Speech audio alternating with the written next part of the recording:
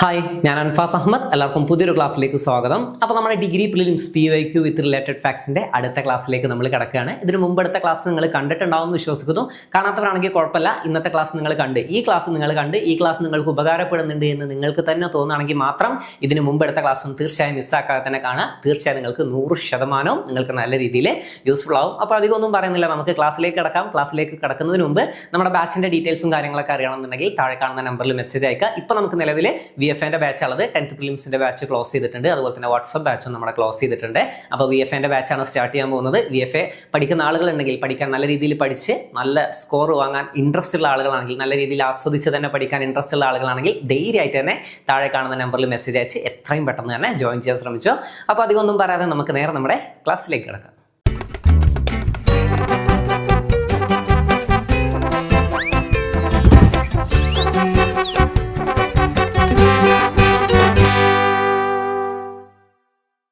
അപ്പൊ നമുക്ക് നോക്കാം, ആദ്യത്തെ ചോദ്യം വയനാട്ടിലെ കാടുകളിൽ 1812 കൊളോണിയൽ ആദിവാസി വിരുദ്ധ കലാപത്തിന് നേതൃത്വം നൽകിയത് ആര്? അപ്പൊ ഏതാണ് വയനാട്ടിലെ കൊളോണിയൽ ആദിവാസി വിരുദ്ധ കലാപം? ഏതാണ് 1812 നടന്നത്? 1812 നടന്നത് ഏതാണ്? ആദ്യം കലാപം ഏതാന്ന് അറിഞ്ഞാലല്ലേ നമുക്കത് നേതൃത്വം നൽകിയത് ആരെന്ന് കിട്ടുള്ളൂ. ഏതാണ് ആ കലാപം? ഏതാണ്? കുറിച്യ കലാപമാണ് അല്ലെ? കുറിച്യ കലാപം. ഓക്കെ, കുറിച്യ കലാപം. ഈ കുറിച്യ കലാപത്തിന് നേതൃത്വം നൽകിയ വ്യക്തി എപ്പോഴും ചോദ്യം വരുന്നൊരു ഭാഗമാണ്. ആരാണ്? രാമൻ നമ്പി അഥവാ രാമനമ്പിയാണ് കുറിച്യ കലാപത്തിന് നേതൃത്വം നൽകിയത്. ഇവിടെ കൊടുത്തിട്ടുണ്ട്, കുറിച്യ കലാപത്തിന്റെ വർഷം കൊടുത്തിട്ടുണ്ട്. എന്താണ്? ബ്രിട്ടീഷുകാരുടെ തെറ്റായ നികുതി നയമാണ് പ്രധാന കാരണമായിട്ട് വന്നിട്ടുള്ളത് അല്ലെ? ബ്രിട്ടീഷുകാരുടെ തെറ്റായ നികുതി നയം, ബ്രിട്ടീഷുകാർ ടാക്സ് ഏർപ്പെടുത്തിയതാണ് അല്ലെ? അപ്പോൾ ടാക്സ് ഏർപ്പെടുത്തിയ ബ്രിട്ടീഷ് ഉദ്യോഗസ്ഥൻ ആരെന്നും ചോദ്യം വരാറുണ്ട്. ടാക്സ് ഏർപ്പെടുത്തിയത്. അപ്പൊ നമ്മൾ ഫൈൻ വെച്ചാലേക്ക്, നമ്മൾ ഹോസ്റ്റലൊക്കെ പഠിച്ചിട്ടുണ്ടെങ്കിൽ നമുക്കറിയും, വാർഡനാണ് നമുക്ക് ഫൈൻ ഇടുക അല്ലെ? വാർഡൻ നമ്മൾ എന്തെങ്കിലും അബദ്ധം കാണിച്ചിട്ടുണ്ടെങ്കിൽ വാർഡൻ എന്ത് ചെയ്യും? ഫൈൻ ഇടും എന്ന് ആലോചിച്ചാൽ മതി. അപ്പൊ വാർഡൻ, ഫൈൻ. തോമസ് വാർഡൻ ആണ് ടാക്സ് ഏർപ്പെടുത്തിയ ബ്രിട്ടീഷ് ഉദ്യോഗസ്ഥൻ ആരെന്ന് ചോദ്യം വന്നത് ആരാണ്? തോമസ് വാർഡൻ ആണ്. നമുക്ക് നോക്കാം, ഇതുമായി ബന്ധപ്പെട്ട് അറിഞ്ഞിരിക്കേണ്ട പോയിന്റ്സ് നോക്കാം. കുറിച്യ കലാപം നടന്ന വർഷം എപ്പോഴാണ്? 1812 ആണ് അല്ലെ? 1812 കുറിച്യ കലാപം നടന്നത്. അതിൽ ഏതൊക്കെ ആദിവാസി വിഭാഗങ്ങളാണ് ഉള്ളതെന്ന് ചോദ്യം വരാറുണ്ട് കേട്ടോ. കുറിച്യരുണ്ട്, കുറിച്യർക്ക് പുറമെ ആരുണ്ട് എന്ന് ചോദ്യം വരാറുണ്ട്. അത് കുറുവരാണ് അല്ലെങ്കിൽ കുറുമ്പരാണ്. ഓക്കെ, കുറുമ്പരാണ്, കുറുമ്പർ അല്ലെങ്കിൽ കുറുവർ എന്നൊക്കെ വരാറുണ്ട്. കുറുമ്പരാണ്. കുറിച്യരും കുറുമ്പരുമാണ് കുറിച്യ കലാപത്തിൽ ഉണ്ടായിരുന്ന ആദിവാസി വിഭാഗങ്ങൾ. ഈ കുറിച്യ കലാപത്തിന് നേതൃത്വം നൽകിയ വ്യക്തിയാണ് രാമൻ നമ്പി അഥവാ രാമനമ്പി. നമുക്ക് ഇതുമായിട്ട് കണക്ട് ചെയ്തിട്ട് ഒരുപാട് കലാപങ്ങളും മറ്റു കാര്യങ്ങളൊക്കെ പഠിക്കാം. നിങ്ങൾക്ക് എങ്ങനെയൊക്കെ കൺഫ്യൂഷൻ വരുന്നൊക്കെ ഞാൻ പറഞ്ഞു തരാം. ഒന്ന് പ്രധാനപ്പെട്ട കൺഫ്യൂഷൻ വരാനുള്ള ഒരു കാര്യം, ഒന്ന് കുറിച്യ കലാപത്തിന് നേതൃത്വം നൽകിയത് ആരെന്ന് ചോദിക്കുമ്പോൾ നമ്മൾ പഠിക്കുന്നത് രാമൻ നമ്പി എന്നാണ്. ഇവിടെ തന്നെ പഴശ്ശി കലാപങ്ങളുമായി ബന്ധപ്പെട്ട ഒരു കുറിച്യരുടെ നേതാവ് ചോദ്യം വരാറുണ്ടല്ലോ. രണ്ടാം പഴശ്ശി കലാപ സമയത്ത് പഴശ്ശിയെ സഹായിച്ച കുറിച്യരുടെ നേതാവ് അതാരാണ്? അത് തലക്കൽ ചന്തു ആണ് കേട്ടോ. തലക്കൽ ചന്തു ആണ് രണ്ടാം പഴശ്ശി കലാപ സമയത്ത് പഴശ്ശിയെ സഹായിച്ച കുറിച്യരുടെ നേതാവ്. നമുക്ക് പഠിക്കാം. അപ്പോൾ 1812 കുറിച്യ കലാപം. നേതൃത്വം നൽകിയത് രാമൻ നമ്പി അഥവാ രാമനമ്പിയാണ്. കുറിച്യ കലാപത്തിന്റെ പ്രധാനപ്പെട്ട കാരണം എന്താന്ന് ഞാൻ പറഞ്ഞു. ബ്രിട്ടീഷുകാരുടെ തെറ്റായ നികുതി നയം, അതാണ് പ്രധാനപ്പെട്ട കാരണം. ബ്രിട്ടീഷുകാർ അമിത നികുതി ചുമത്തി അല്ലെ? ബ്രിട്ടീഷുകാർ അമിത നികുതി ചുമത്തിയത്, നികുതി പണമായി അടക്കാൻ നിർബന്ധിച്ചത്. നികുതി പണമായി തന്നെ അടക്കണം എന്ന് നിർബന്ധിച്ചു. പിന്നെ നികുതി അടക്കാൻ കഴിയാത്തവരുടെ കൃഷിഭൂമി ബ്രിട്ടീഷുകാർ പിടിച്ചെടുത്തത്. ഇതൊക്കെ പ്രധാനപ്പെട്ട കാരണങ്ങളാണ്. എന്തൊക്കെയാണ്? ബ്രിട്ടീഷുകാർ അമിത നികുതി ചുമത്തിയത്, നികുതി പണമായി അടക്കാൻ നിർബന്ധിച്ചത്. ഇത് പഠിച്ചു വെക്കണം കേട്ടോ. കാരണങ്ങൾ എന്തൊക്കെയെന്ന് പഠിച്ചു വെക്കണം. ചിലപ്പോൾ നിങ്ങൾക്ക് സ്റ്റേറ്റ്മെന്റ് ആയിട്ട് തന്നെ ചോദ്യം വരും, കാരണങ്ങളിൽ പെടാത്തത് ഏതെന്ന് ചോദ്യം വരും. അപ്പൊ പഠിച്ചു വെക്കാം. നികുതി പണമായി അടക്കാൻ നിർബന്ധിച്ചത്, പിന്നെ ബ്രിട്ടീഷുകാർ അമിത നികുതി ചുമത്തിയത്, നികുതി അടയ്ക്കാൻ കഴിയാത്തവരുടെ കൃഷിഭൂമി ബ്രിട്ടീഷുകാർ പിടിച്ചെടുത്തത്. ഇതൊക്കെ പ്രധാനപ്പെട്ട കാരണങ്ങളാണ്. നികുതി ഏർപ്പെടുത്തിയ ബ്രിട്ടീഷ് ഉദ്യോഗസ്ഥൻ ചോദ്യം വരും, തോമസ് വാർഡൻ ആണ്. അവിടെയും നിങ്ങൾക്ക് കൺഫ്യൂഷൻ വരുന്ന ഒരു സാധനം ഉണ്ട്. തോമസ് വാർഡൻ ആണ്. തോമസ് വെച്ചിട്ട് തന്നെ ഒരാളെയും കൂടെ പഠിച്ചിട്ടുണ്ടല്ലോ, തോമസ് ഹാർവി ബാബർ. അതാരാണ്? അതും പഴശ്ശി കലാപവുമായി ബന്ധപ്പെട്ടതാണ്. രണ്ടാം പഴശ്ശി കലാപ സമയത്തെ തലശ്ശേരി സബ് കളക്ടർ അല്ലെങ്കിൽ തലശ്ശേരി സബ് കളക്ടർ ആരെന്നൊക്കെ ചോദ്യം വരും. കുറിച്യ കലാപ സമയത്താണെങ്കിലും തലശ്ശേരി സബ് കളക്ടർ ആരെന്ന് ചോദ്യം വന്നത് ആരാണ്? അത് TH ബാബർ ആണെങ്കിൽ തോമസ് ഹാർവേ ബാബർ ആണ്. തോമസ് ഹാർവേ ബാബർ ആണ്. TH ബാബർ ആണ്. രണ്ടാം പഴശ്ശി കലാപ സമയത്തെ ബ്രിട്ടീഷ് പട്ടാള സൈന്യാധിപൻ ആർത്തർ വെല്ലസ്ലി ആണ് രണ്ടാം പഴശ്ശി കലാപ സമയത്തെ തലശ്ശേരി സബ് കളക്ടർ എന്നാണ് ചോദ്യം വരാറുള്ളത്. അപ്പൊ ശ്രദ്ധിച്ചു പഠിക്കുക, തലശ്ശേരി സബ് കളക്ടർ ആണ്. ഓക്കെ, കുറിച്യ കലാപ സമയത്തും ആയിരുന്നു ചോദ്യം വന്നത്. തലശ്ശേരി സബ് കളക്ടർ എന്നൊക്കെ ചോദ്യം വന്ന ആരാണ്? അത് തോമസ് ഹാർവേ ബാബർ ആണ്. TH ബാബർ ആണ്. അപ്പൊ തലശ്ശേരി സബ് കളക്ടർ ആണ്. സിമ്പിൾ ആയിട്ട് നമുക്ക് ഓർത്തിരിക്കാൻ പറ്റും. തലശ്ശേരി, തലയിൽ എന്താണ്? മുടി വെട്ടാൻ ആര് വേണം? ബാർബർ വേണം. അപ്പൊ തല, മുടി, barber. Thalassery sub collector TH ബേബർ ആണ് കേട്ടോ. അപ്പൊ അങ്ങനെ കണക്ട് ചെയ്ത് വെക്കുക. കുറിച്യ കലാപത്തിൽ കുറിച്യരെ കൂടാതെ പങ്കെടുത്ത ഗോത്ര വിഭാഗം ഏതാണ്? കുറുമ്പരാണ് കേട്ടോ. കുറിച്യരും കുറുമ്പരുമാണ് കുറിച്യ കലാപത്തിൽ ഉണ്ടായിരുന്നത്. കുറിച്യരും കുറുമ്പരുമാണ് കുറിച്യ കലാപത്തിൽ ഉണ്ടായിരുന്നത് എന്ന് മനസ്സിലാക്കി. അപ്പൊ കുറിച്യ കലാപത്തിൽ ഉണ്ടായിരുന്ന ആദിവാസി വിഭാഗങ്ങൾ ഏതൊക്കെയാണ്? ഒന്ന് കുറിച്യരും, മറ്റൊന്ന് കുറുമ്പരുമാണ്. ഓക്കെ, കുറിച്യരും കുറുമ്പരും. അടുത്തത്, ബ്രിട്ടീഷുകാർ അനുമതി നിഷേധിച്ച വയനാട്ടിലെ ഗോത്ര ജനത നടത്തിയിരുന്ന പരമ്പരാഗത കൃഷി ഏതാണ്? വെട്ടിച്ചുട്ട് കൃഷിയാണ്. വെട്ടിച്ചുട്ട് കൃഷിയാണ്. അതൊന്ന് മനസ്സിലാക്കി വെക്കുക കേട്ടോ. ബ്രിട്ടീഷുകാർ അനുമതി നിഷേധിച്ചതാണ്. ബ്രിട്ടീഷുകാർ അനുമതി നിഷേധിച്ച വയനാട്ടിലെ ഗോത്ര ജനത നടത്തിയിരുന്ന പരമ്പരാഗത കൃഷിയാണ് വെട്ടിച്ചുട്ട് കൃഷി. ഓക്കെ, കുറിച്യ കലാപ സമയത്തെ തലശ്ശേരി സബ് കളക്ടർ കണ്ടോ ചോദ്യം വന്നു. കുറിച്യ കലാപ സമയത്ത് നിന്നാലും അധികവും ചോദ്യം വരാറുള്ളത് പഴശ്ശി കലാപ സമയത്ത് നിന്നൊക്കെയാണ്. അപ്പൊ പഴശ്ശി കലാപ സമയത്ത് നിന്നാലും രണ്ടാം പഴശ്ശി കലാപ സമയത്ത് നിന്നാലും കുറിച്യ കലാപ സമയത്ത് നിന്നാലും തലശ്ശേരി സബ് കളക്ടർ ആരെന്ന് ചോദ്യം വന്ന TH ബാബർ ആണ്. TH ബേബർ. ഞാൻ നേരത്തെ പറഞ്ഞു തലയിൽ മുടി വെട്ടാൻ ബാർബർ എന്ന് ആലോചിച്ചാൽ നമുക്കിത് കണക്ട് ചെയ്യാൻ പറ്റും. അപ്പൊ തലശ്ശേരി സബ് കളക്ടർ ആണ് TH ബേബർ. ബ്രിട്ടീഷ് സൈന്യം രാമൻ നമ്പിയെ വധിച്ച വർഷം എപ്പോഴാണ്? 1812 തന്നെയാണ്, മെയ് 1. ഓക്കെ, രാമൻ നമ്പിയെ വധിച്ച വർഷം 1812 മെയ് 1 രാമൻ നമ്പിയെ ബ്രിട്ടീഷുകാർ വധിച്ചത്. ബ്രിട്ടീഷ് സൈന്യം രാമൻ നമ്പിയെ വധിച്ചത് 1812 മെയ് 1. 1812 മെയ് 1. കുറിച്യർ, കുറുമ്പർ എന്നീ ആദിവാസി ഗോത്ര വിഭാഗങ്ങൾ ബ്രിട്ടീഷുകാർക്കെതിരായ കലാപത്തിൽ പങ്കെടുത്തു. നമ്മൾ പഠിച്ചു. ദക്ഷിണ വയനാട്ടിൽ കുറുമ്പരുടെ ആർമിക്ക് നേതൃത്വം നൽകിയത് രാമൻ നമ്പി ആയിരുന്നു. പിന്നെ കുറിച്യർ അധിവസിച്ചിരുന്ന കേരളത്തിലെ പ്രദേശങ്ങൾ വയനാട്, കണ്ണൂർ എന്നിവിടങ്ങളാണ്. വയനാട്ടിലും കണ്ണൂരിലുമാണ്. അത് പഠിച്ചു വെക്കുക. കുറുമ്പർ അധിവസിച്ചിരുന്നത് പാലക്കാട് ജില്ലയിലെ അട്ടപ്പാടി മേഖലയിലാണ്. കുറുമ്പർ എവിടെയാണ്? പാലക്കാട് ജില്ലയിലെ അട്ടപ്പാടി മേഖലയിലാണ്.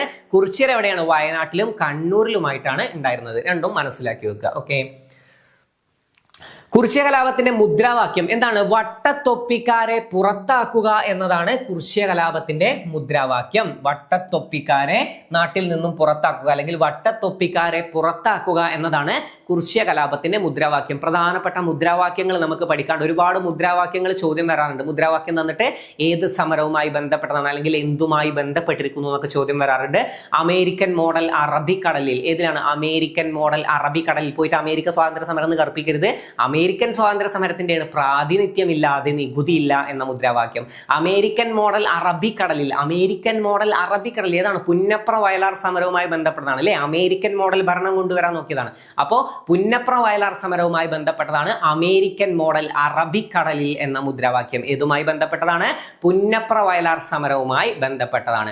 വട്ടത്തൊപ്പിക്കാരെ പുറത്താക്കുക എന്ന മുദ്രാവാക്യം കുറിച്യ കലാപവുമായി ബന്ധപ്പെട്ടതാണ്. വട്ടത്തൊപ്പിക്കാരെ പുറത്താക്കുക. തിരുവിതാംകൂറുകാർക്ക് എന്ന മുദ്രാവാക്യം തിരുവിതാംകൂറുകാർക്ക് എന്ന മുദ്രാവാക്യം മലയാളി മെമ്മോറിയലുമായി ബന്ധപ്പെട്ടതാണ്. എന്താണ്? തിരുവിതാംകൂറുകാർക്ക് എന്ന മുദ്രാവാക്യം മലയാളി മെമ്മോറിയലുമായി ബന്ധപ്പെട്ടതാണ്. തിരുവിതാംകൂറുകാർക്ക് എന്ന മുദ്രാവാക്യം മലയാളി മെമ്മോറിയലുമായി ബന്ധപ്പെട്ടതാണ്. ഇത്രയും ഇതൊക്കെ അറിഞ്ഞു വെക്കുക. പിന്നെ അമേരിക്കൻ സ്വാതന്ത്ര്യ സമരവുമായി ബന്ധപ്പെട്ടതാണ് പ്രാതിനിധ്യമില്ലാതെ നികുതിയില്ല അല്ലെ. ലോക വിപ്ലവങ്ങളുമായി ബന്ധപ്പെട്ട് നമുക്ക് ചോദ്യം വരാറുണ്ട്. പ്രാതിനിധ്യമില്ലാതെ നികുതിയില്ല എന്ന മുദ്രാവാക്യം ഏതുമായി ബന്ധപ്പെട്ടതാണെന്ന്? ഏതാണ്? അമേരിക്കൻ സ്വാതന്ത്ര്യ സമരവുമായി ബന്ധപ്പെട്ടതാണ്. ആരാണ് ഈ മുദ്രാവാക്യം ആദ്യമായി ഉയർത്തിയത്? ആരാന്ന് ചോദിച്ചാൽ ജെയിംസ് ഓട്ടിസ് ആണ് അല്ലെ. മുദ്രാവാക്യം ഉയർത്തിയത് ജെയിംസ് ഓട്ടിസ് ആണ്. അമേരിക്കൻ ഭരണഘടന എഴുതി തയ്യാറാക്കിയത് ജെയിംസ് മാഡിസൺ ആണ്. ജെയിംസ് മാഡിസൺ ആണ് അമേരിക്കൻ ഭരണഘടന എഴുതി തയ്യാറാക്കിയത്. അമേരിക്കയുടെ സ്വതന്ത്ര പ്രഖ്യാപനം എഴുതി തയ്യാറാക്കിയത് തോമസ് ജെഫേഴ്സണും ബെഞ്ചമിൻ ഫ്രാങ്ക്ലിനുമാണ്. Thomas Jefferson and Benjamin Franklin. അമേരിക്കയുടെ സ്വാതന്ത്ര്യ പ്രഖ്യാപനം എഴുതി തയ്യാറാക്കിയത് തോമസ് ജെഫേഴ്സണും ബെഞ്ചമിൻ ഫ്രാങ്ക്ലിനുമാണ്. പിന്നെ ഫ്രഞ്ച് വിപ്ലവവുമായി ബന്ധപ്പെട്ട മുദ്രാവാക്യമാണ് സ്വാതന്ത്ര്യം, സമത്വം, സാഹോദര്യം. എന്താണ്? സ്വാതന്ത്ര്യം, സമത്വം, സാഹോദര്യം എന്നീ മുദ്രാവാക്യം ഏതുമായി ബന്ധപ്പെട്ടതാണെന്ന് ചോദിച്ചാൽ അത് ഫ്രഞ്ച് വിപ്ലവവുമായി ബന്ധപ്പെട്ടതാണ്. അതുപോലെ തന്നെ റഷ്യൻ വിപ്ലവവുമായി ബന്ധപ്പെട്ട മുദ്രാവാക്യം ചോദ്യം വരാറുണ്ട്. ഭൂമി, ആഹാരം, സമാധാനം. ഭൂമി, ആഹാരം, സമാധാനം എന്നീ മുദ്രാവാക്യം ഏതുമായി ബന്ധപ്പെട്ടതാണ്? റഷ്യൻ വിപ്ലവവുമായി ബന്ധപ്പെട്ടതാണ്. അപ്പോൾ ഓരോന്നും പഠിച്ചു വെക്കുക. ഓക്കെ, അപ്പോൾ വട്ടത്തൊപ്പിക്കാരെ പുറത്താക്കുക എന്ന മുദ്രാവാക്യം കുർച്ചിയ കലാപവുമായി ബന്ധപ്പെട്ടതാണ്. പഠിച്ചു വെക്കുക. ഓക്കെ, ഗോത്രജനതയ്ക്ക് മേൽ നികുതി ഏർപ്പെടുത്തിയ ബ്രിട്ടീഷ് ഉദ്യോഗസ്ഥൻ നമ്മൾ ഇത്രയും നേരം പഠിച്ചു. എന്താണ് നമ്മൾ എന്ത് വെച്ച് കണക്ട് ചെയ്യാൻ പറഞ്ഞു? ഹോസ്റ്റലിൽ വാർഡനാണ് ഫൈൻ ഏർപ്പെടുത്തുക എന്നൊക്കെ വെച്ച് പഠിക്കാൻ പറഞ്ഞു. അപ്പൊ ടാക്സ് ഏർപ്പെടുത്തിയത് ആരാണ്? തോമസ് വാർഡൻ ആണ്. Thomas warden. ബ്രിട്ടീഷുകാർ കുറിച്യ ലഹള അടിച്ചമർത്തിയ വർഷം 1812 മെയ് 8-നാണ്. കുറിച്യ ലഹള അടിച്ചമർത്തിയത് 1812 മെയ് 8-നാണ്. ഓക്കെ, കുറിച്യ കലാപത്തെ തുടർന്നുണ്ടായ ഏറ്റുമുട്ടലിൽ വധിക്കപ്പെട്ട നേതാക്കളാണ്. ഒന്ന് രാമൻ നമ്പി, കുറിച്യ കലാപത്തിന്റെ നേതാവ് എന്നറിയപ്പെടുന്നത് രാമൻ നമ്പിയാണ്. പിന്നെ പ്ലാക്ക ചന്തു, ആയിരം വീട്ടിൽ കോന്തപ്പൻ എന്നിവരാണ് വധിക്കപ്പെട്ടത്. അല്ലെങ്കിൽ പ്രധാന നേതാക്കൾ എന്ന് ചോദ്യം വന്നെങ്കിൽ അല്ലെങ്കിൽ ഈ മൂന്നാളുകൾ അവിടെ തന്നിട്ടുള്ളത് കൊണ്ട് നിങ്ങൾക്ക് എങ്ങനെ ചോദ്യം വരും? താഴെ തന്നിരിക്കുന്നതിൽ കുറിച്യ കലാപവുമായി ബന്ധപ്പെട്ട നേതാക്കളിൽ പെടാത്തതായിരുന്ന ഒരു ചോദ്യം വരും. അപ്പൊ പഠിച്ചു വെക്കുക. രാമൻ നമ്പി, പ്ലാക്ക ചന്തു, ആയിരം വീട്ടിൽ കോന്തപ്പൻ, ഈ 3 പേരും ഒന്ന് പഠിച്ചു വെക്കുക, പ്രധാനപ്പെട്ടതാണ്. കുറിച്യ കലാപത്തിലെ പ്രധാന നേതാക്കൾ അതൊക്കെയാണ്? രാമൻ നമ്പി, വെൺകലോൺ കേളു, അല്ലെ? വെൺകലോൺ കേളു. അപ്പൊ ഈ പേരും പഠിച്ചു വെക്കണം. രാമൻ നമ്പി, ആയിരം വീട്ടിൽ കോന്തപ്പൻ, വെൺകലോൺ കേളു, പ്ലാക്ക ചന്തു, ഇതൊക്കെ കുറിച്യ കലാപത്തിന്റെ പ്രധാന നേതാക്കളാണ്. അപ്പൊ ഇതിൽ എക്സ്ട്രാ ഒരാളെ തന്നിട്ട് ഇതിൽ പെടാത്തതായിരുന്നു ചോദ്യം വരും. ഓക്കെ, ഏതെങ്കിലും ഒരു പേരെന്തായാലും ഉണ്ടാവും. അതായത് പ്ലാക്ക ചന്തു, ആയിരം വീട്ടിൽ കോന്തപ്പൻ, വെൺകലോൺ കേളു, പിന്നെ അതുപോലെ തന്നെ രാമൻ നമ്പി, ഇവരുടെയൊക്കെ പേര് തന്നിട്ട് എക്സ്ട്രാ ഒരു പേര്, ഏതെങ്കിലും 3 ആളുകളുടെ പേര് തന്നിട്ട് എക്സ്ട്രാ ഒരു നിങ്ങൾ പേര് മിക്കവാറും കിടക്കുന്നുണ്ടാവും. അത് ചിലപ്പോൾ പഴശ്ശി കലാപവുമായി ബന്ധപ്പെട്ട പേരൊക്കെ ആവും. എടച്ചേന, കുങ്കൻ, ഇതിൽ ഏതെങ്കിലും ഒരു പേര് ഇവിടെ കുത്തിക്കയറ്റി തരും. അപ്പൊ മനസ്സിലാക്കി പഠിച്ചു വെക്കാം കേട്ടോ. ഓക്കെ, ബ്രിട്ടീഷ് ആധിപത്യത്തിനെതിരെ മലബാറിൽ പൊട്ടിപ്പുറപ്പെട്ട ആദ്യകാല കലാപങ്ങളിൽ അവസാനത്തേതാണ് കുറിച്യ കലാപം. കുറിച്യ കലാപത്തെ ബാംബു ബ്ലോസം എന്ന് വിശേഷിപ്പിച്ച ചരിത്രകാരൻ ആരാണ്? KKN കുറുപ്പാണ്, അല്ലെ? KKN കുറുപ്പ്. പഴശ്ശി സമരങ്ങൾ എന്ന പുസ്തകം രചിച്ചത് ആരാന്ന് ചോദിച്ചാലും KKN കുറുപ്പാണ്. പഴശ്ശിരാജയെ കേരള സിംഹം എന്ന് വിശേഷിപ്പിച്ചത് എപ്പോഴും ചോദ്യം വരുന്നതാണ്. അല്ലെങ്കിൽ കേരള സിംഹം എന്ന ചരിത്ര നോവൽ രചിച്ചത് ആരാണ്? സർദാർ KM പണിക്കർ ആണ്. സർദാർ KM പണിക്കർ. അപ്പൊ കുറിച്യ കലാപത്തെ ബാംബു ബ്ലോസം എന്ന് വിശേഷിപ്പിച്ച ചരിത്രകാരനാണ് KKN കുറുപ്പ്. ആരാണ്? KKN കുറുപ്പ്. KKN കുറുപ്പ്. രാമൻ നമ്പിയുടെ നേതൃത്വത്തിൽ ബ്രിട്ടീഷുകാർക്കെതിരെ തുറന്ന യുദ്ധത്തിന് ആഹ്വാനം ചെയ്തത് 1812 മാർച്ചിലാണ്. 1812 മാർച്ചിലാണ്, മെയ്യിലാണ് ഇത് അടിച്ചമർത്തിയത്. നമ്മൾ പഠിച്ചു. മെയ് 1-നാണ് ആര് മരിച്ചത്? രാമൻ നമ്പി വധിക്കപ്പെട്ടത്, അല്ലെ? വയനാട്ടിൽ ബ്രിട്ടീഷ് ഭരണം അവസാനിക്കും എന്ന കലാപകാരികളുടെ പ്രതിജ്ഞ എടുത്ത സ്ഥലമാണ് പുൽപ്പള്ളി മുരുക്കന്മാർ ക്ഷേത്രത്തിൽ. വയനാട്ടിൽ ബ്രിട്ടീഷ് ഭരണം അവസാനിപ്പിക്കും എന്ന കലാപകാരികളുടെ പ്രതിജ്ഞ എടുത്ത സ്ഥലമാണ് പുൽപ്പള്ളി മുരിക്കന്മാർ ക്ഷേത്രം. ഓക്കെ, രാമൻ നമ്പിയുടെ നേതൃത്വത്തിൽ കലാപകാരികൾ സൈന്യവുമായി ഏറ്റുമുട്ടിയ പ്രദേശങ്ങളാണ് ചീങ്ങേരി, പാക്കം, മുദ്രമൂല, ഗണപതി വട്ടം, മുട്ടി എന്നിവ. ഏതൊക്കെയാണ് സ്ഥലങ്ങൾ ഒന്നും കൂടെ പറയാ? ഒന്ന് ചീങ്ങേരി, പിന്നെ പാക്കം, മുദ്രമൂല, ഗണപതി വട്ടം, മുട്ടി എന്നീ സ്ഥലങ്ങളിലാണ് ഏറ്റുമുട്ടിയത്. അപ്പൊ ഏറ്റുമുട്ടിയത് മുട്ടി അവിടെ കിട്ടിയല്ലോ. പിന്നെ ഗണപതി വട്ടം, ബാക്കി പഠിച്ചു. ഗണപതി വട്ടം, മുദ്രമൂല, പിന്നെ അതുപോലെ തന്നെ ചീങ്ങേരി, പാക്കം എന്നീ സ്ഥലങ്ങളിലാണ് ഏറ്റുമുട്ടിയതെന്നും പഠിച്ചു വെക്കുക. കുറിച്യ കലാപകാരികൾ സ്വീകരിച്ച യുദ്ധമുറ ഏതാണ്? ഗറില്ല യുദ്ധമുറയാണ്, അല്ലെ? ഗറില്ല യുദ്ധമുറ.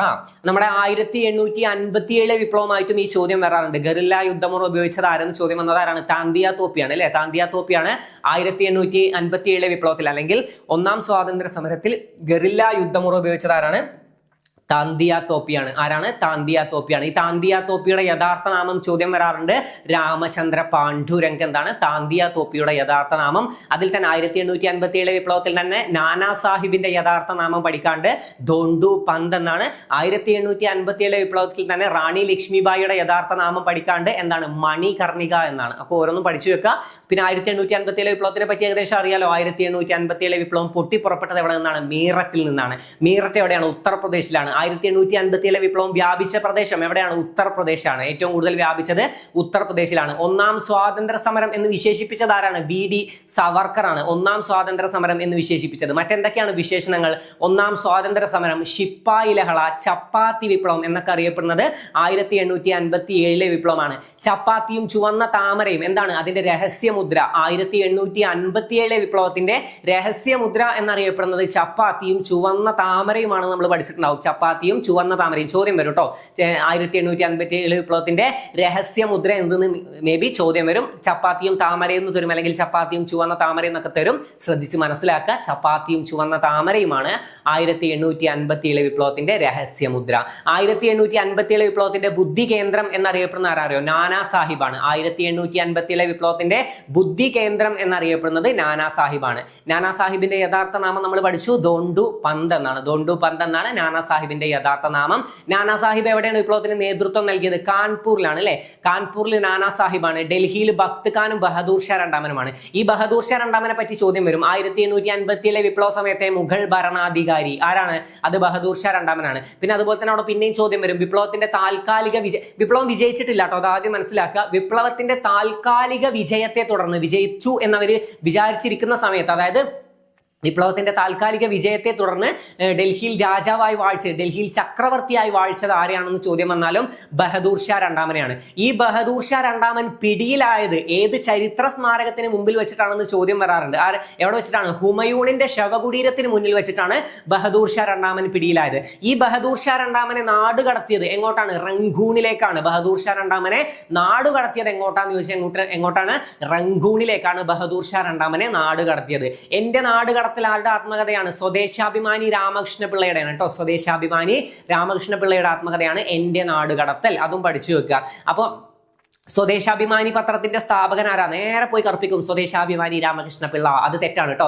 സ്വദേശാഭിമാനി പത്രത്തിന്റെ സ്ഥാപകൻ വക്കം അബ്ദുൽ ഖാദർ മൗലവിയാണ്. സ്വദേശാഭിമാനി പത്രത്തിന്റെ സ്ഥാപകനാണ് വക്കം അബ്ദുൽ ഖാദർ മൗലവി. ഈ സ്വദേശാഭിമാനി രാമകൃഷ്ണ പിള്ള എഡിറ്റർ ആണ് കേട്ടോ, എഡിറ്റർ ആണ്. അതും മനസ്സിലാക്കി വെക്കുക. അപ്പൊ സ്വദേശാഭിമാനി പത്രത്തിന്റെ സ്ഥാപകൻ ആരെന്ന് ചോദ്യം വരുമ്പോൾ ഓപ്ഷൻ എയിൽ സ്വദേശാഭിമാനി രാമകൃഷ്ണ പിള്ള ഉണ്ടാവും. നിങ്ങൾ അങ്ങനെ വേഗം നിങ്ങൾക്ക് ആൻസർ തന്ന് നിങ്ങൾക്ക് ഇങ്ങനെ മാർക്ക് കൊട്ടിത്തരാനല്ല PSC ഇരിക്കുന്നത്, നിങ്ങളെ തെറ്റിക്കാൻ വേണ്ടിയിട്ട് അവിടെ കൊടുക്കുന്നത്. ഓക്കെ, അപ്പൊ സ്വദേശാഭിമാനി പത്രത്തിന്റെ സ്ഥാപകൻ എന്നൊരു ചോദ്യം തന്നാൽ നിങ്ങൾ ശ്രദ്ധിച്ച് മനസ്സിലാക്കിക്കോ. ചോദ്യം കണ്ടത് ഉറപ്പിച്ചോ, നിങ്ങളെ കുഴപ്പിക്കാൻ അവിടെ കൊടുത്തിട്ടുണ്ടാവും സ്വദേശാഭിമാനി രാമകൃഷ്ണ പിള്ള. അത് നിങ്ങളെ തെറ്റിക്കാൻ വേണ്ടി മാത്രമാണ്. അപ്പൊ അത് മനസ്സിലാക്കിയിട്ട് തന്നെ ആൻസർ ചെയ്യുക. അത്രയും സിമ്പിൾ ആയിട്ടുള്ള ഒരു കാര്യം PSC കൊടുക്കില്ലല്ലോ. ഓക്കെ, അത് നിങ്ങളെ തെറ്റിക്കാൻ വേണ്ടിയിട്ടാവും. ഓക്കെ, അപ്പോൾ ആരാണ് സ്ഥാപകൻ? ആരാന്ന് ചോദിച്ചാൽ ആരാണ്? വക്കം അബ്ദുൽ ഖാദർ മൗലവിയാണ്. അതും മനസ്സിലാക്കി വെക്കുക. ഓക്കെ, അപ്പൊ 1857 വിപ്ലവം പറഞ്ഞാണ്. അതുമായി ബന്ധപ്പെട്ട് ഓരോ സ്ഥലങ്ങളിൽ നേതൃത്വം നൽകിയത് പഠിക്കണം കേട്ടോ. കാൺപൂരിലെ നാനാ സാഹിബാണ്. ചോദ്യം വരാറുണ്ട്, ബോക്സ് ആക്കി തന്നിട്ട് തെറ്റായ ജോഡി കണ്ടെത്താനൊക്കെ പറയാറുണ്ട്. കാൺപൂരിലെ നാനാ സാഹിബാണ്. ഡൽഹിയിൽ ബക്ത് ഖാനാണ്. ഫൈസാബാദിൽ മൗലവി അഹമ്മദുള്ള. ഝാൻസി ഗോളിയോർ റാണി ലക്ഷ്മിബായി ആണ്. ഝാൻസി ഗോളിയോർ എന്നിവിടങ്ങളിൽ റാണി ലക്ഷ്മിബായി ആണ് അല്ലേ. ലക്നൌവിൽ ചോദ്യം വരാറുണ്ട്. ലക്നൗ ആരാണ്? ബീഗം ഹസ്രത്ത് മഹലാണ് ലക്നൌവില്. പിന്നെ മീററ്റിൽ ആരാണ്? മീററ്റിലാണ് വിപ്ലവം പൊട്ടിപ്പുറപ്പെട്ടത് നമ്മൾ പറഞ്ഞു. എപ്പോഴും നമ്മൾ മനസ്സിലാക്കി വെക്കാൻ ഞാൻ എപ്പോഴും കോഡ് പറയാറുണ്ട്. മീററ്റിലാണ് വിപ്ലവം പൊട്ടിപ്പുറപ്പെട്ട്. വിപ്ലവം ഒരു സ്ഥലത്ത് പൊട്ടിപ്പുറപ്പെട്ട നമ്മൾ എന്ത് പറയും? കഥം അല്ലേ, കഥം എന്ന് പറയും. അപ്പൊ ആലോചിച്ച് വെക്കുക, മീററ്റിൽ വിപ്ലവ നേതൃത്വം നൽകിയത് ഖതം സിംഗ് ആണ്. ആരാണ്? ഖതം സിംഗ് ആണ് മീററ്റിലെ വിപ്ലവത്തിന് നേതൃത്വം നൽകിയത്. അപ്പൊ വിപ്ലവത്തിന്റെ വിശേഷണങ്ങളൊക്കെ ഒന്ന് പഠിച്ചു വെക്കണം. 1857 വിപ്ലവം, ഒന്നാം സ്വാതന്ത്ര്യ സമരം, ശിപ്പായി ലഹള, ചപ്പാത്തി വിപ്ലവം, രഹസ്യമുദ്ര എന്താണ്? ചപ്പാത്തിയും ചുവന്ന താമരയുമാണെന്നൊക്കെ ഒന്ന് മനസ്സിലാക്കി വെക്കുക. ഓക്കെ, പിന്നെ റാണി ലക്ഷ്മിബായിയുടെ കുതിരകളുടെ പേരൊക്കെ ചോദിക്കാറുണ്ട്. ബാദൽ, സാരംഗി, പവൻ. റാണി ലക്ഷ്മിബായിയുടെ കുതിരകളുടെ പേരാണ് കേട്ടോ. അപ്പൊ അതൊക്കെ ഒന്ന് മനസ്സിലാക്കി വെക്കുക. ഓക്കെ, കലാപത്തെ അടിച്ചമർത്താൻ TH വേബറിന്റെ നേതൃത്വത്തിൽ കൂടുതൽ സൈന്യത്തെ കൊണ്ടുവന്നത് മൈസൂരിൽ നിന്നാണ് അല്ലെ. മൈസൂരിൽ നിന്നാണ്. ഓക്കെ, മൈസൂരിൽ നിന്നും തലശ്ശേരിയിൽ നിന്നുമാണെന്ന് പഠിച്ചു വെക്കുക. രാമൻ നമ്പി വധിക്കപ്പെട്ട സ്ഥലം വടക്കേ മലബാറിലെ കൂർഗ് അല്ലെ. കൂർഗിൽ വെച്ചിട്ടാണ് ആര് വധിക്കപ്പെട്ടത്? രാമൻ നമ്പി വധിക്കപ്പെട്ടത്. രാമൻ നമ്പി വീരമൃത്യു വരിച്ച വർഷം എപ്പോഴാണ്? 1810 ഏപ്രിൽ 30 അല്ല കേട്ടോ. ഏപ്രിൽ 30 അല്ല, നമ്മൾ നേരത്തെയും പഠിച്ചിട്ടുണ്ട്. മെയ് 1 ആണ്. 1812 മെയ് 1. 1812 മെയ് 1 രാമൻ നമ്പി വീരമൃത്യു വരിച്ച വർഷം. 1812 മെയ് 1. നമുക്ക് അടുത്തത് നോക്കാം. അപ്പൊ ഇതുമായി ബന്ധപ്പെട്ട കാര്യങ്ങളൊക്കെ ഏകദേശം ക്ലിയർ അല്ലോ. ഇതുമായി ബന്ധപ്പെട്ട് നമ്മൾ പഠിക്കുമ്പോൾ പഴശ്ശി കലാപങ്ങളൊക്കെ എപ്പോഴും പഠിച്ചിട്ടുണ്ടാവണം. പിന്നെ കുറച്ച് കേരള ഹിസ്റ്ററിയിലുള്ള ഫാക്ടുകൾ നമുക്കൊന്ന് പറഞ്ഞു പോയാലോ, ഇമ്പോർട്ടൻ്റ് ആയി നിങ്ങൾക്ക് വരാൻ ചാൻസ് ഉള്ളത് പറയാം. ഒന്ന്, നമുക്ക് ചാന്നാർ ലഹള വരാൻ ചാൻസ് ഉണ്ട്. ചാന്നാർ ലഹളക്ക് പ്രചോദനമേകിയ ആത്മീയ നേതാവ് ഒരു പക്ഷേ ചോദ്യം വരും, വൈകുണ്ഠ സ്വാമികളാണ് കേട്ടോ. ചാന്നാർ ലഹളക്ക് പ്രചോദനമേകിയ ആത്മീയ നേതാവാണ് വൈകുണ്ഠ സ്വാമികൾ. വൈകുണ്ഠ സ്വാമികൾ എന്താണ് സ്വയം വിശേഷിപ്പിച്ചത്? സ്വയം വിശേഷിപ്പിച്ചിട്ടല്ലോ, മഹാവിഷ്ണുവിന്റെ അവതാരമാണ് താനെന്ന് സ്വയം വിശേഷിപ്പിച്ച നവോത്ഥാന നായകനാണ് വൈകുണ്ഠ സ്വാമികൾ. കേരളത്തിലെ ആദ്യ സാമൂഹ്യ പരിഷ്കർത്താവായി കണക്കാക്കുന്നത് ആരെയാണെന്ന് ചോദ്യം വരും, അല്ലെങ്കിൽ സ്റ്റേറ്റ്മെന്റ് വരും. ചിലപ്പോൾ തരികയാണ് കേരളത്തിലെ ആദ്യ സാമൂഹ്യ പരിഷ്കർത്താവായി കണക്കാക്കുന്നത് ശ്രീനാരായണ ഗുരുവിനെയാണെന്ന് തന്നു കഴിഞ്ഞാൽ ആ സ്റ്റേറ്റ്മെന്റ് തെറ്റാണ്. കേരളത്തിലെ ആദ്യ സാമൂഹ്യ പരിഷ്കർത്താവായി കണക്കാക്കുന്നത് വൈകുണ്ഠ സ്വാമികളാണ്. അദ്ദേഹമാണ് സമത്വ സമാജത്തിന്റെ സ്ഥാപകൻ. സമപന്തി ഭോജനം നടത്തിയതും വൈകുണ്ഠ സ്വാമികളാണ്. പന്തി ഭോജനം നടത്തിയത് തൈക്കാടയ്യാണ്. തൈക്കാടയ്യാണ് ഗുരുക്കന്മാരുടെ ഗുരു എന്നറിയപ്പെടുന്നത് അല്ലെ. ജനങ്ങൾ സ്നേഹപൂർവ്വം തൈക്കാടയ്യെ എന്താണ് വിളിച്ചിരുന്നതെന്ന് ചോദ്യം വരും. എന്താണ്? സൂപ്രണ്ടയ്യ എന്നാണ് ജനങ്ങൾ സ്നേഹപൂർവ്വം തൈക്കാടയ്യെ വിശേഷിപ്പിച്ചിരുന്നത്. തൈക്കാടയ്യെ ജനങ്ങൾ സ്നേഹപൂർവ്വം വിളിച്ചിരുന്നത് സൂപ്രണ്ടയ്യ എന്നാണ്. പിന്നെ പാണ്ടി പറയൻ, പണലി പറയൻ, സൂപ്രണ്ടയ്യ എന്നൊക്കെ അറിയപ്പെടുന്നത് ആരാണ്? തൈക്കാടയ്യാണ്. ഗുരുക്കന്മാരുടെ ഗുരു എന്നറിയപ്പെടുന്നത്. ആരുടെയൊക്കെ ഗുരുവാണ്? ശ്രീനാരായണ ഗുരുവിന്റെ ഗുരു, ചട്ടമ്പി സ്വാമികളുടെ ഗുരു, അയ്യങ്കാളിയുടെ ഗുരു, അതുപോലെ തന്നെ സ്വാതി തിരുനാളിന്റെ ഗുരു ഒക്കെയാണ് ആര്? തൈക്കാട് അയ്യ. ഈ തൈക്കാടയ്യയുടെ ഗുരുവാണ് വൈകുണ്ഠ സ്വാമികൾ. അതും മനസ്സിലാക്കി വെക്കുക. ഈ വൈകുണ്ഠ സ്വാമികളാണ് മഹാവിഷ്ണുവിന്റെ അവതാരമാണ് താനെന്ന് സ്വയം വിശേഷിപ്പിച്ചത്. അപ്പൊ ചാന്നാർ ലഹളക്ക് പ്രചോദനമേകിയ ആത്മീയ നേതാവ് ചോദ്യം വന്ന അതാരാണ്? അത് വൈകുണ്ഠ സ്വാമികളാണ്. ചാന്നാർ ലഹള നടന്ന വർഷം 1859 1859 ചാന്നാർ ലഹള നടന്നത്. പിന്നെ അവിടെ ഒരു ഡേറ്റ് ചോദ്യം വരാൻ ചാൻസ് ഉണ്ട്. ചാന്നാർ സ്ത്രീകൾക്ക് മാറുമറയ്ക്കാനുള്ള സ്വാതന്ത്ര്യം നൽകിയ ദിവസം അല്ലേ? ആരാണ് സ്വാതന്ത്ര്യം നൽകിയത്? ഉത്രം തിരുനാളാണ്. ചാന്നാർ സ്ത്രീകൾക്ക് മാറുമറക്കാനുള്ള സ്വാതന്ത്ര്യം നൽകിക്കൊണ്ട് ഉത്തരവ് പുറപ്പെടുവിച്ചത് എന്നാന്ന് ചോദിച്ചാൽ 1859 ജൂലൈ 26. എപ്പോഴാണ്? 1859 ജൂലൈ 26 ചാന്നാർ സ്ത്രീകൾക്ക് മാറുമറക്കാനുള്ള സ്വാതന്ത്ര്യം ലഭിച്ചത്. ആരാണ് നൽകിയത്? ഉത്രം തിരുനാളാണ് അല്ലെ. ഉത്രം തിരുനാളാണ്. അദ്ദേഹത്തിന്റെ ഭരണകാലമാണ് കഥകളിയുടെ സുവർണ കാലഘട്ടം എന്നറിയപ്പെടുന്നത്. തിരുവിതാംകൂറിന്റെ സുവർണ കാലഘട്ടം എന്നറിയപ്പെടുന്നത് സ്വാതി തിരുനാളിന്റെ ഭരണകാലമാണ്. അപ്പൊ അതൊക്കെ ഒന്ന് മനസ്സിലാക്കി വെക്കുക. പിന്നെ നമ്മൾ എന്ത് പറഞ്ഞു? വൈകുണ്ഠ സ്വാമികളെ കുറിച്ചാണ് ഇപ്പോൾ പറഞ്ഞത്. അത് ചോദ്യം വരും, ചോദ്യം വരാൻ ചാൻസ് ഉണ്ട്. 1850 അതല്ല, ചാന്നാർ ലഹളക്ക് പ്രചോദനമേകിയ ആത്മീയ നേതാവ്. ഒന്നാം ചാന്നാർ ലഹള നടന്നത് എപ്പോഴാണ് ചോദിക്കട്ടോ? 1822 ഒന്നാം ചാന്നാർ ലഹള നടന്നിട്ടുള്ളത്. പിന്നെ ആറ്റിങ്ങൽ കലാപം, അഞ്ചുതെങ്ങ് കലാപം, അതൊക്കെ വർഷങ്ങൾ അറിയണം. 1697 അഞ്ചുതെങ്ങ് കലാപം, 1721 ആറ്റിങ്ങൽ കലാപം. ആറ്റിങ്ങൽ കലാപവുമായി ബന്ധപ്പെട്ട് ഒപ്പുവെച്ച ഉടമ്പടിയാണ് വേണാട് ഉടമ്പടി. വേണാട് ഉടമ്പടി ഒപ്പുവെച്ചത് 1723 അതൊക്കെ ഒന്ന് പഠിച്ചു വെക്കുക. പിന്നെ 1793 മുതൽ 97 വരെയാണ് ഒന്നാം പഴശ്ശി കലാപം. 800 മുതൽ 805 വരെയാണ് രണ്ടാം പഴശ്ശി കലാപം. 809 കുണ്ടറ വിളംബരം. 812 കുർഷ്യ കലാപം. വർഷങ്ങൾ അറിഞ്ഞു വെക്കണേ. പിന്നെ രണ്ടാം പഴശ്ശി കലാപ സമയത്തെ ബ്രിട്ടീഷ് പട്ടാള സൈന്യാധിപൻ ആരാണ്? ആർത്തർ വെല്ലസ്ലി ആണ്. തലശ്ശേരി സബ് കളക്ടർ ആരാന്ന് ചോദിച്ചാലാണ് TH ബാബർ. ബ്രിട്ടീഷ് പട്ടാള സൈന്യാധിപൻ ആർത്തർ വെല്ലസ്ലി ആണെന്നും പഠിച്ചു വെക്കുക. അങ്ങനത്തെ പ്രധാനപ്പെട്ട കുറച്ച് കാര്യങ്ങളൊക്കെ അറിഞ്ഞു വെക്കണം. പിന്നെ ഗുരുവായൂർ സത്യാഗ്രഹത്തിന്റെ വോളണ്ടിയർ ക്യാപ്റ്റൻ ഒക്കെ എപ്പോഴും ചോദ്യം വരാറുണ്ട്. AKG ആണ്, AK ഗോപാലാണ്. ഗുരുവായൂർ സത്യാഗ്രഹ കമ്മിറ്റിയുടെ പ്രസിഡന്റ് ആരാണ്? മന്നത്ത് പത്മനാഭൻ. ഗുരുവായൂർ സത്യാഗ്രഹ കമ്മിറ്റിയുടെ സെക്രട്ടറി ആരാണ്? ഗുരുവായൂർ സത്യാഗ്രഹ കമ്മിറ്റിയുടെ സെക്രട്ടറി ചോദ്യം വരാണെങ്കിൽ അത് K കേളപ്പനാണ്. ഗുരുവായൂർ സത്യാഗ്രഹത്തിന് നേതൃത്വം നൽകിയതും K കേളപ്പനാണ്. പിന്നെ വൈക്കം ഹീറോ, വൈക്കം വീരർ, പെരിയോർ എന്നൊക്കെ അറിയപ്പെടുന്നത് ആരാണ്? വൈക്കം സത്യാഗ്രഹവുമായി ബന്ധപ്പെട്ടതാണ് അല്ലെ. EV രാമസ്വാമി നായ്ക്കറാണ് വൈക്കം ഹീറോ, വൈക്കം വീരർ, പെരിയോർ എന്നൊക്കെ അറിയപ്പെടുന്നത് EV രാമസ്വാമി നായ്ക്കറാണ്. പിന്നെ വൈക്കം സത്യാഗ്രഹത്തോട് അനുഭാവം പ്രകടിപ്പിച്ച് സവർണ ജാഥക്ക് നേതൃത്വം നൽകിയ നമുക്കൊക്കെ അറിയാം മന്നത്ത് പത്മനാഭനാണ് അല്ലെ. ഈ മന്നത്ത് പത്മനാഭനാണ് ഭാരത കേസരി എന്നും കേരള മദൻ മോഹൻ മാളവ്യ എന്നൊക്കെ അറിയപ്പെടുന്നത്. NSSന്റെ സ്ഥാപകനാണ് മന്നത്ത് പത്മനാഭൻ എന്നുള്ളതും പഠിച്ചു വെക്കുക. നായർ സർവീസ് സൊസൈറ്റി അല്ലെ, NSSന്റെ സ്ഥാപകനാണ് മന്നത്ത് പത്മനാഭൻ. ഇത്രയും കാര്യങ്ങളൊക്കെ ഒന്ന് അറിഞ്ഞു വെക്കുക. പിന്നെ പഴശ്ശിരാജയെ കേരള സിംഹം എന്ന് വിശേഷിപ്പിച്ചത് സർദാർ KM പണിക്കരാണ്. പിന്നെ അതുപോലെ തന്നെ പഴശ്ശി സമരങ്ങൾ രചിച്ചത് ആരാണ്? KN കുറുപ്പാണെന്നും നമ്മൾ പഠിച്ചു. അപ്പൊ ഇത്രയും കാര്യങ്ങളൊക്കെ എന്തായാലും അറിഞ്ഞു വെക്കുക. പിന്നെ പഴശ്ശിയെ സഹായിച്ച നേതാക്കളുടെ പേര് ചോദിക്കും. എടച്ചേന കുങ്കൻ, കൈതേരി അമ്പു നായർ അല്ലെ. എടച്ചേന കുങ്കൻ നായർ, തലക്കൽ ചന്തു, കൈതേരി അമ്പു, അങ്ങനെ ഓരോ പേരുകൾ പഠിച്ചു വെക്കണം. കണ്ണാവത്ത് ശങ്കരൻ നമ്പ്യാർ, ഈ പേരുകളൊക്കെ ഒന്ന് അറിഞ്ഞു വെക്കുക പഴശ്ശി കലാപവുമായിട്ടൊക്കെ ബന്ധപ്പെട്ട്. ഓക്കെ. പിന്നെ 1924 വൈക്കം സത്യാഗ്രഹം. വൈക്കം സത്യാഗ്രഹം എന്തായാലും ഒന്ന് ഡീറ്റെയിൽ ആയിട്ട് അറിയണം, ചോദ്യം വരും. കാരണം എന്താ അത്രയും ഇമ്പോർട്ടൻസ് കൊടുക്കാൻ ഒരു കാരണം ഉണ്ടാവുമല്ലോ. ദക്ഷിണേന്ത്യയിൽ അല്ലെങ്കിൽ ഇന്ത്യയിൽ ഐക്യത്തിനെതിരായി നടന്ന ആദ്യ സംഘടിത കലാപമാണ് വൈക്കം സത്യാഗ്രഹം. അപ്പൊ അതിന് അത്രയും ഇമ്പോർട്ടൻസ് ഉണ്ടാവും. അതുമായി ബന്ധപ്പെട്ട് അത് അവർണർക്ക് വേണ്ടി നടത്തുന്നതാണ്. അവിടെ സവർണ ജാഥ നയിച്ചതാണ് ആര്? മന്നത്ത് പത്മനാഭൻ. അപ്പൊ അതുകൊണ്ടാണ് മന്നത്ത് പത്മനാഭന്റെ പേരിന് അവിടെ അത്ര ഇമ്പോർട്ടൻസ് വന്നത്. അപ്പോൾ ഓരോന്ന് മനസ്സിലാക്കി പഠിക്കുക. പിന്നെ പുന്നപ്ര വയലാർ സമരമൊക്കെ നമ്മൾ പറഞ്ഞിട്ടുണ്ടായിരുന്നു. എന്താണ് മുദ്രാവാക്യം? എന്തായാലും അറിഞ്ഞു വെക്കുക. അമേരിക്കൻ മോഡൽ അറബിക്കടലിൽ എന്ന മുദ്രാവാക്യം പുന്നപ്ര വയലാർ സമരവുമായി ബന്ധപ്പെട്ടതാണ്. പിന്നെ കീഴരിയൂർ ബോംബ് കേസ് 1942 അതുമായി ബന്ധപ്പെട്ട ഒരു വ്യക്തിയുടെ പേര് എപ്പോഴും ചോദിക്കാറുണ്ട്. Doctor KB മേനോനാണ്. അതും മനസ്സിലാക്കി വെക്കുക. പിന്നെ ഇവിടെ അധികം ചോദ്യം വരുന്നത് നമ്മൾ അടുത്ത് പഠിക്കാൻ പോകുന്നത് നവോത്ഥാനാണ് കേട്ടോ. അപ്പൊ നവോത്ഥാനവുമായി ബന്ധപ്പെട്ട പ്രധാനപ്പെട്ട പോയിന്റ്സ് ഒക്കെ നമുക്ക് ഇത് കഴിഞ്ഞിട്ടൊന്ന് ഡിസ്കസ് ചെയ്തു പോവാം.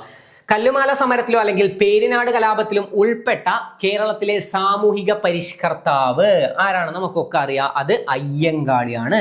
ഈ അയ്യങ്കാളിയുമായി ബന്ധപ്പെട്ട് ഇനിയും വരാൻ ചാൻസ് ഉള്ള ഒരു പ്രധാനപ്പെട്ട ചോദ്യം ഉണ്ടല്ലോ, 1893 നടന്നത്.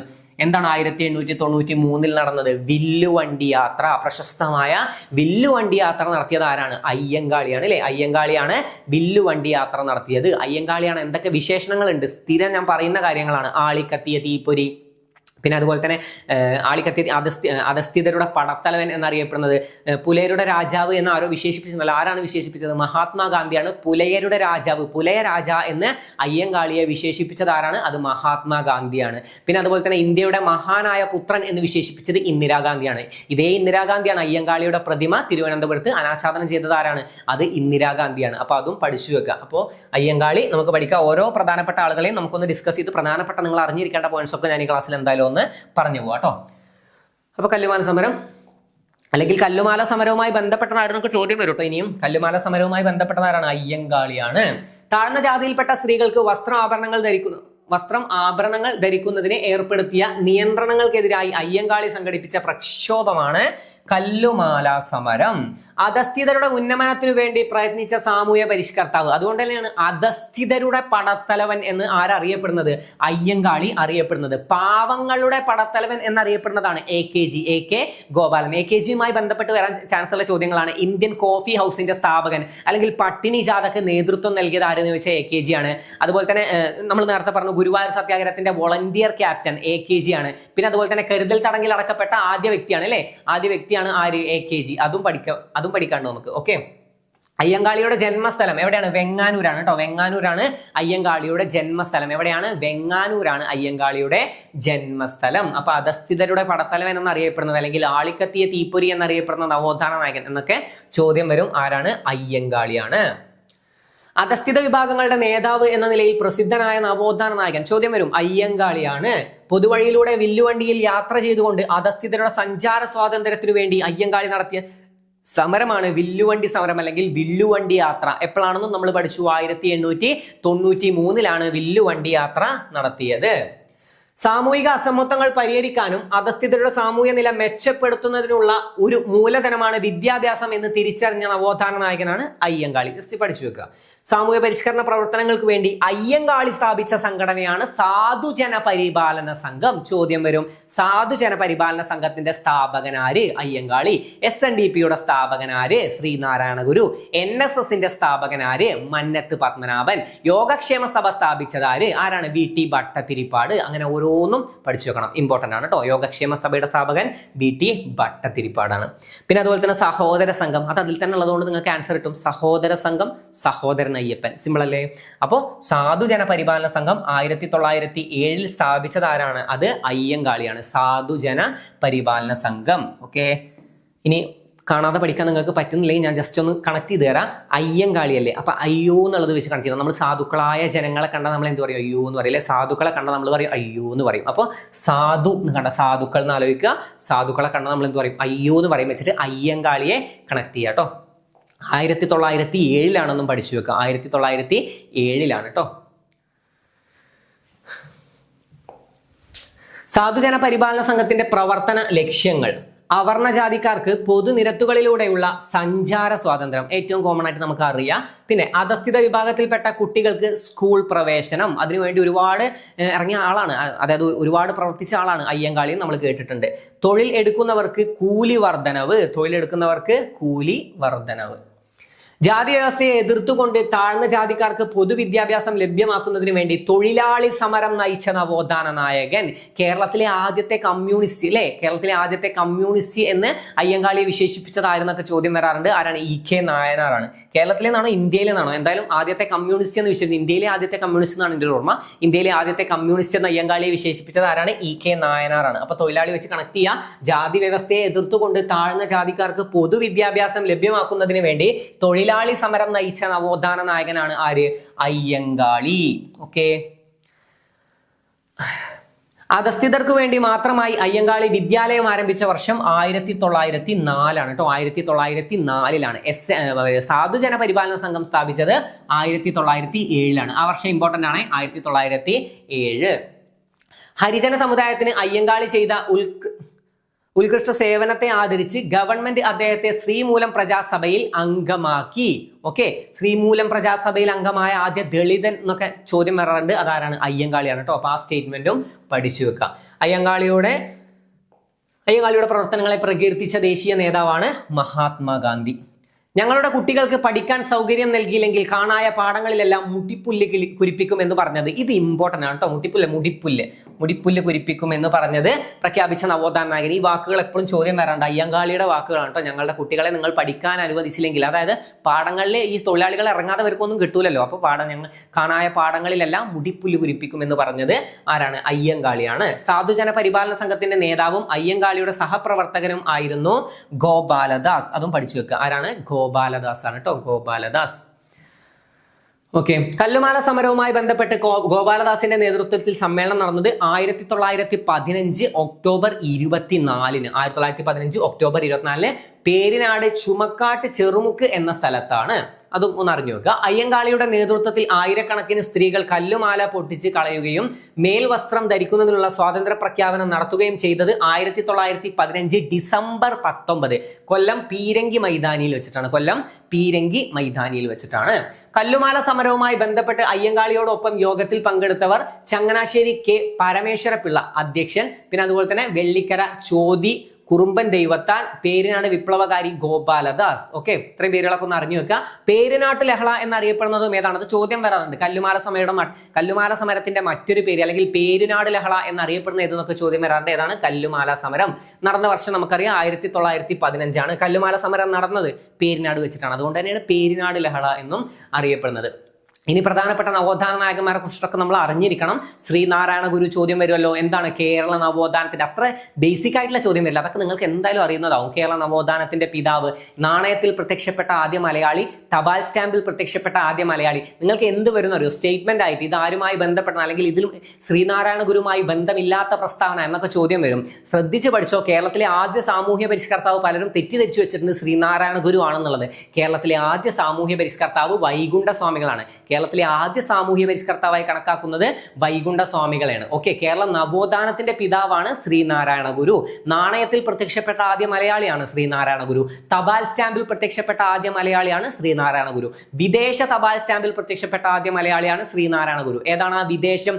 ഏത് രാജ്യത്തിന്റെ തപാൽ സ്റ്റാമ്പിലാണ്? ശ്രീലങ്കൻ തപാൽ സ്റ്റാമ്പിൽ. സിമ്പിളാണ്. ശ്രീലങ്ക, ശ്രീനാരായണ ഗുരു. ശ്രീ വെച്ചിട്ട് കണക്ട് ചെയ്താൽ മതി. ഓക്കെ, അപ്പൊ ശ്രീലങ്കയുടെ തപാൽ സ്റ്റാമ്പിൽ പ്രത്യക്ഷപ്പെട്ട ആദ്യ മലയാളിയാണ് ശ്രീനാരായണ ഗുരു എന്നുള്ളതും മനസ്സിലാക്കുക.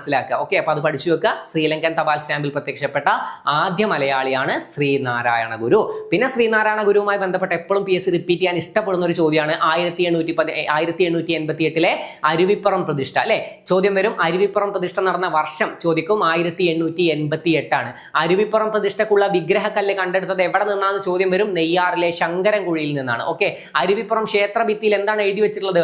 ഓം സാഹോദര്യ സർവത്ര. അല്ലെ, അല്ല, ജാതിഭേദം ഓം സാഹോദര്യ സർവത ആലുവ അദ്വൈതാശ്രമത്തിലാണ്. അല്ലെ, ആലുവ അദ്വൈതമാശ്രമത്തിലാണ് ഓം സാഹോദര്യ സർവത്ര എന്ന് എഴുതിയിട്ടുള്ളത്. ശ്രദ്ധിച്ച് പഠിക്കുക. അരുവിപ്പുറം പ്രതിഷ്ഠയിൽ എൻ്റെ മിസ്റ്റേക്കാണ്. അരുവിപ്പുറം ക്ഷേത്ര ഭിത്തിയിലാണെങ്കിൽ ജാതിഭേദം ഞാനത് പറഞ്ഞിട്ടുണ്ട്. ആ കഥ ഞാൻ എപ്പോഴും പറഞ്ഞു തരാറുണ്ട്. എന്താ സംഭവം ഉണ്ടായെന്ന് നിങ്ങൾക്ക് അറിയാലോ. അതായത് ശ്രീനാരായണ ഗുരുവും തൻ്റെ ഒരു സുഹൃത്തും കൂടെ അമ്പലത്തിൽ പോയിട്ട് ആരാധിക്കാൻ വേണ്ടി, അമ്പലത്തിൽ തൊഴാൻ വേണ്ടി പോവുകയാണ്. അപ്പോൾ അവിടെ അയിത്തം നിലനിൽക്കുന്നതുകൊണ്ട് ഇവർ പുറത്ത് നിന്നിട്ടാണ് ഇങ്ങനെ തൊഴുന്നത്. അപ്പോൾ തിരിച്ചു പോകുമ്പോൾ, മടങ്ങി പോകുമ്പോൾ ശ്രീനാരായണ ഗുരു തൻ്റെ സുഹൃത്തിനോട് ചോദിക്കണം, നമുക്ക് ഇതിൻ്റെയൊക്കെ ആവശ്യമുണ്ടോ? അതായത് ദൈവത്തിന് മുന്നിൽ ഈ അയിത്തൊക്കെ നിലനിൽക്കുന്നുണ്ടോ? ദൈവത്തിന് ഈ വേർപാടൊക്കെ ഉണ്ടാവുമോ? ദൈവം ഓരോരുത്തർ ഇങ്ങനെ വേർതിരിച്ച് കാണോ? അപ്പോൾ നമുക്ക് തന്നെ ഒരു അമ്പലം പണിതാൽ എന്താണെന്ന് സുഹൃത്തിനോട് ചോദിക്കണം. അപ്പോൾ സുഹൃത്ത് പറയണത് അങ്ങനെ ചെയ്യുകയാണെങ്കിൽ അത് വളരെ ഉപകാരമാവും. അങ്ങനെയാണ് ശ്രീനാരായണ ഗുരു അരുവിപ്പുറം പ്രതിഷ്ഠ അല്ലെങ്കിൽ അരുവിപ്പുറം ക്ഷേത്രം പണി കഴിപ്പിക്കുന്ന ഒരു ഇത് മൈൻഡിൽ വന്നത്. അങ്ങനെ ശ്രീനാരായണ ഗുരു അരുവിപ്പുറം ക്ഷേത്രം പണി കഴിപ്പിച്ചത് 1887 1888 അരുവിപ്പുറം പ്രതിഷ്ഠ. ഈ അരുവിപ്പുറം പ്രതിഷ്ഠക്കുള്ള വിഗ്രഹക്കല്ല് കണ്ടെടുത്തത് നെയ്യാറിലെ ശങ്കരൻകുഴിയിൽ നിന്നാണ്. അങ്ങനെ അവർ ശിവനെ പ്രതിഷ്ഠിക്കുകയാണ്. ഓക്കെ, അപ്പൊ ശിവനെ പ്രതിഷ്ഠിച്ച സ്വാഭാവികമായിട്ടും മേൽജാതിക്കാരുടെ ഒരു എതിർപ്പ് ഉണ്ടാവുകയെ. അങ്ങനെ മേൽജാതിക്കാർ വന്ന് എതിർക്കുകയാണ്. അപ്പൊ മേൽജാതിക്കാരുടെ എതിർക്കിന് ശ്രീനാരായണ ഗുരു കൊടുത്ത മറുപടിയാണ്, ഞാൻ ഈഴവ ശിവനെയാണ് പ്രതിഷ്ഠിക്കുന്നത്. ഞങ്ങൾ ഈഴവരായതുകൊണ്ടുള്ള പ്രശ്നമാണല്ലോ. അപ്പൊ എന്താണ്, ഞാൻ ഈഴവ ശിവനെയാണ് പ്രതിഷ്ഠിക്കുന്നത് എന്ന് പറയാണ്. അപ്പോൾ ആ വാക്കുകൾ ആരുടേതാണെന്ന് ചോദ്യം വരും കേട്ടോ. ഞാൻ ഈഴവ ശിവനെയാണ് പ്രതിഷ്ഠിക്കുന്നതെന്ന് പറഞ്ഞത് ശ്രീനാരായണ ഗുരുവാണ്. കൺഫ്യൂസിംഗ് ആയിട്ടൊരു സാധനം കൂടെ ഉണ്ട്. ഞാനിതാ പുലയ ശിവനെ പ്രതിഷ്ഠിക്കുന്നു എന്ന് പറഞ്ഞത് അയ്യങ്കാളിയാണ് കേട്ടോ. ഞാനിതാ പുലയ ശിവനെ പ്രതിഷ്ഠിക്കുന്നു എന്ന് പറഞ്ഞത് അയ്യങ്കാളി, ഞാൻ ഈഴവ ശിവനെയാണ് പ്രതിഷ്ഠിക്കുന്നത് എന്ന് പറഞ്ഞത് ആരാണ്, ശ്രീനാരായണ ഗുരു. ഏതുമായി ബന്ധപ്പെട്ടാണ്, അരുവിപ്പുറം പ്രതിഷ്ഠയുമായി ബന്ധപ്പെട്ടാണ്. അപ്പൊ അരുവിപ്പുറം പ്രതിഷ്ഠ എന്താണെന്ന് മനസ്സിലായി. അപ്പൊ പറഞ്ഞു എന്താണ് ക്ഷേത്രഭിത്തിയിൽ എന്താണ് എഴുതിയിട്ടുള്ളത്, ജാതി ഭേദം മതദ്വേഷം ഏതുമില്ലാതെ സർവരും സോദരദ്വേന വാഴുന്ന മാതൃകാസ്ഥാനമാണിത്. മനസ്സിലായോ? ജാതിഭേദം മതദ്വേഷം ഏതുമില്ല. ഓക്കെ, ജാതിഭേദം മതദ്വേഷം ഏതുമില്ലാതെ സർവരും സോദരദ്വേന വാഴുന്ന മാതൃകാ സ്ഥാനമാണിത് എന്ന് എവിടെ എഴുതിയിട്ടുള്ളത്, അരുവിപ്പുറം ക്ഷേത്രഭിത്തിയിലാണ്. അതുപോലെ തന്നെ ആലുവ സർവ്വമത സമ്മേളനം കേട്ടിട്ടുണ്ടാവും അല്ലെ? ആലുവ സർവ്വമത സമ്മേളനം 1924 നടന്നത്. ഈ ആലുവ സർവ്വമത സമ്മേളനത്തിന്റെ കവാടത്തിൽ എന്താണ് എഴുതിയിട്ടുള്ളതെന്ന് ചോദ്യം വരാറുണ്ട്. എന്താണ്, വാദിക്കാനും ജയിക്കാനുമല്ല അറിയാനും അറിയിക്കാനുമാണെന്നാണ് അവിടെ എഴുതിയിട്ടുള്ളത്. അപ്പൊ മനസ്സിലാക്കി വെച്ചാൽ മതി, സർവ്വമത സമ്മേളനമാണ്. അപ്പൊ അവിടെ വന്നാൽ സ്വാഭാവികമായിട്ടും നടക്കാൻ പോകുന്നത് വാദിക്കലാണ്. വാദിക്കലും ഞങ്ങളുടെ ഭാഗമാണ് ശരി, ഞങ്ങളാണ് ജയിച്ചത് എന്ന് തെളിയിക്കലുമാണ്. ഓക്കെ, അപ്പൊ അതല്ല ഉദ്ദേശം. വാദിക്കാനും ജയിക്കാനും അല്ല, അറിയാനും അറിയിക്കാനുമാണ് അല്ലെ? വിദ്യ കൊണ്ട് പ്രബുദ്ധരാവുക, സംഘടന കൊണ്ട് ശക്തരാവുക. ആരുടെ വാക്കുകളാണ് ചോദ്യം വരാറുണ്ട്? ശ്രീനാരായണ ഗുരുവിന്റെ വാക്കുകളാണ്. മദ്യം വിഷമാണ്, അത് ഉണ്ടാക്കരുത്, കൊടുക്കരുത്, കുടിക്കരുത്. ആരുടെ വാക്കുകളാണ്? ശ്രീനാരായണ ഗുരുവിന്റെ വാക്കുകളാണ്. ഒരു ജാതി, ഒരു മതം, ഒരു ദൈവം മനുഷ്യന്. ഏറ്റവും ബേസിക് ആയിട്ട് നമുക്കൊക്കെ അറിയുന്ന കാര്യമാണ്. അത് ശ്രീനാരായണ ഗുരുവിന്റെ വാക്കുകളാണ്. എന്നാൽ ശ്രീനാരായണ ഗുരു അത് മറ്റൊരാളുടെ വാക്കുകൾ കടം കൊണ്ടതാണെന്ന് എത്ര ആളുകൾക്ക് അറിയാം? ആരുടെയാണ്? തൈക്കാടയ്യയുടെ വാക്കുകളാണ്.